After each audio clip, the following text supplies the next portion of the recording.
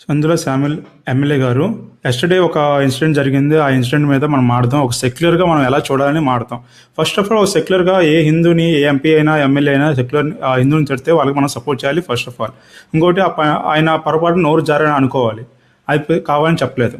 ఎందుకంటే ఆయన ఆ పండిత్ పైకి వచ్చి ప్రైజ్ ది లార్డ్ అనాలి కానీ ఇట్లా మంత్రాలు చదవకూడదు. ఓకే, సో మనం సెక్యులర్గా అది చూడాలి.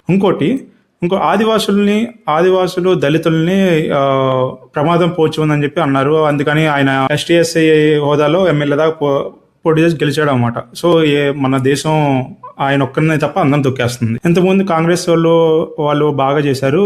ఈ దళితులకి బాగా రిజర్వేషన్లు ఇచ్చేసి బాగా బిలియన్ చేశారు. ఆ తర్వాత బీజేపీ వచ్చేసి వాళ్ళని తొక్కేశారు అనమాట. సారీ అసలు సెక్యులర్గా మనం అట్లా అనుకోకూడదు. సెక్యులర్గా ఏమనుకోవాలంటే అసలు కాంగ్రెస్ ఉన్నప్పుడు బాగా జరిగింది, బాగా సపోర్ట్ చేశారు. కానీ బీజేపీ వచ్చినాక మొత్తం నాశనం చేశారు. అసలు ప్రమాదం అందరిని చంపేస్తున్నారు. సో మనం ఇలా ఊహించుకోవాలి. ఓకే, సెక్యులర్గా మీరు ఇలా అనుకోవాలి. ఓకే, సెక్యులర్ పరువు తీయొద్దు.